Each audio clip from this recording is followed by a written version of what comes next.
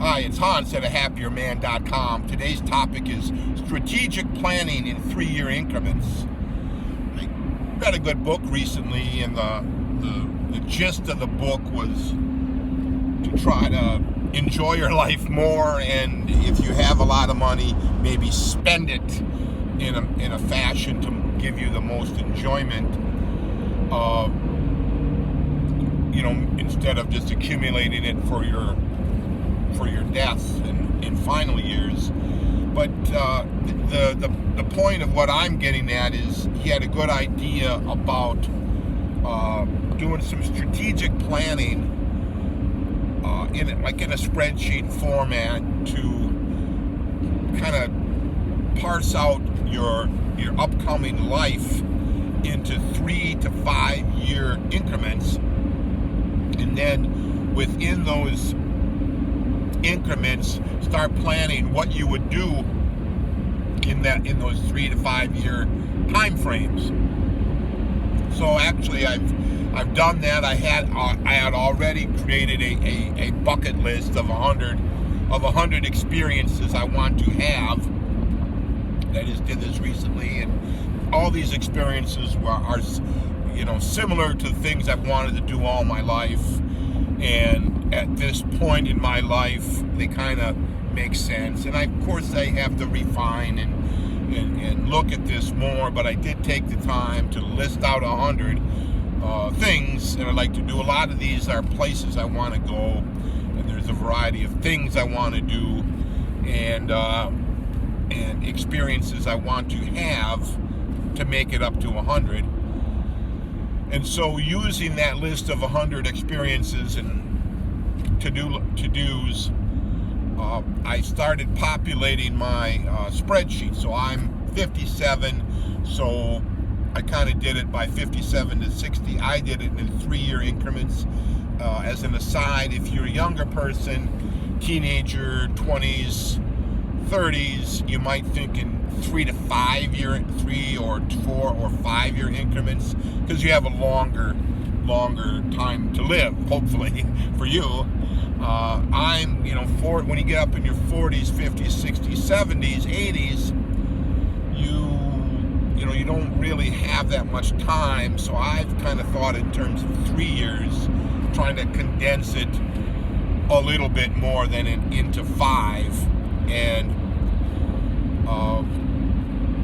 so let's say now I'm 57, so I have a number of things I want to do between 57 and 60, and then from 60 to 63, and 63 to 66, and so on, to the end of my,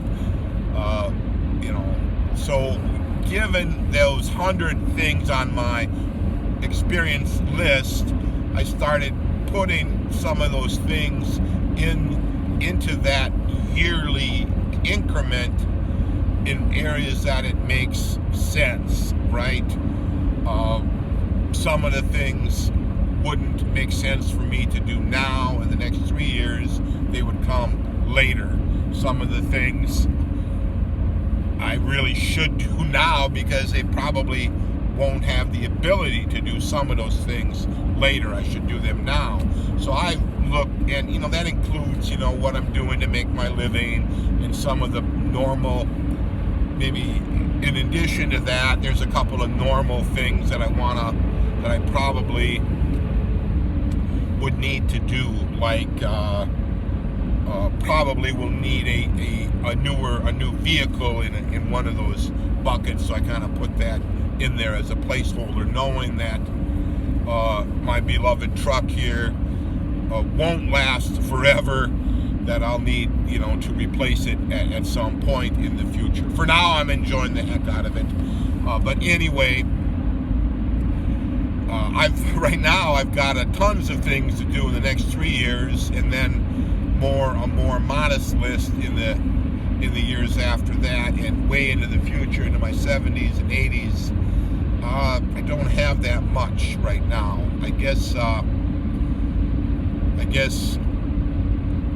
looking at 80-year-old men, they don't seem to really do that much. So I think it's maybe a mistake to think you should wait until that time to do these things. So that's kind of what I'm getting at, is kind of front loading your experiences to make sure you do enough things on that list to kind of, you know that if you do a bunch of those things on your list, your experiences list that you want to have, that you will have a very good life, and those memories will hopefully sustain you at when you're unable to do those things.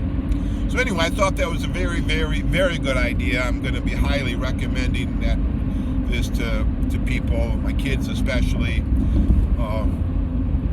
I know when I was younger, in my 20s, I tried to do some strategic planning, but